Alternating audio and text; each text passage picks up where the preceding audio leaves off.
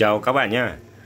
Hôm trước mình có thay cái điếu các bạn, cái điếu ga mà của ga Hồng Ngoại á. Đây là cái điếu mình thay này các bạn. Thì nhiều bạn vô nói là nó cũng không có tác dụng gì, không có hiệu quả. Thì hôm nay mình sẽ test cho các bạn để các bạn thấy rằng là cái lượng ga, mặc dù là mình mở ga vẫn giống như mọi khi nha các bạn, nhưng mà nó ra rất là nhiều luôn. Đây mình mở cho các bạn xem ha. Đó, các bạn thấy cái lượng ga này.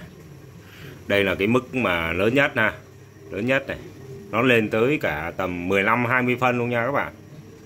Mình tắt đèn cho các bạn xem nha. Đây là các bạn, mức mà mình mở lớn nhất ha. Đây mình mở nhỏ này, tức là cái lượng ga của nó sẽ thoát ra và nó được xử lý hết luôn nha các bạn. Đây là cái mức mà rất là nhỏ luôn nè các bạn. Đây là mức nhỏ ha, mức gần như là nhỏ nhất rồi các bạn.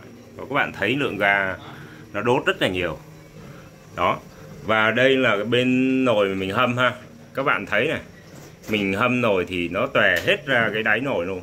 Nếu ở trường hợp cái bếp, cái điếu ga bình thường kia nó sẽ không làm được nha các bạn. Đó, đây là cái điếu ga Hồng Ngoại. Các bạn thấy này, lượng ga nó ra hết là nó đốt cháy sạch sẽ luôn, và lửa rất là lớn luôn nha các bạn. Đây là cái mức mà gần như là tắt luôn rồi nha các bạn, mà nó còn lên ga giống như là ở cái điếu kia nha các bạn, gần như là mình tắt rồi ha.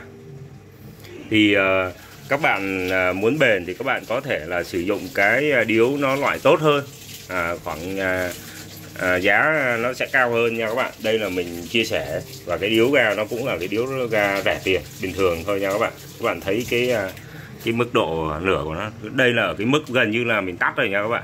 Đây này, đây là cái mức mà gần như mình tắt rồi, nó cũng cao được khoảng 10 phân. Như thế này thì quá hiệu quả luôn nha các bạn. Một cái lưu ý nữa nha các bạn, là khi mà các bạn mới mở cái khóa ga, van ga các bạn sẽ phải chờ cái thời gian lâu hơn cái điếu ga bình thường ha. Có nghĩa là khi các bạn ở cái điếu ga bình thường các bạn mở van cái là bật nó lên luôn. Còn ở cái điếu này nha các bạn, thì các bạn phải chờ khoảng tầm 30 giây để ga nó lên đều hết. Ngay kể cả khi các bạn tắt, các bạn khóa van ga thì cũng rất lâu nó mới tắt nha các bạn, rất là lâu luôn. Có nghĩa là nó đốt sạch sẽ luôn nha các bạn. Nếu các bạn mở van nhỏ nó rất là lâu nó mới tắt nha.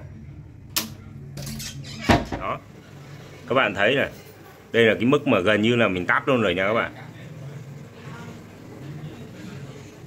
Đó, các bạn thấy này, lửa lên rất là lớn luôn, mặc dù là gần như là mình tắt ga rồi nha các bạn. Rất là mau sôi luôn nha các bạn. Rồi, các bạn có điều gì thắc mắc các bạn để lại phần bình luận giúp mình nhé. Mình chào tạm biệt các bạn nha.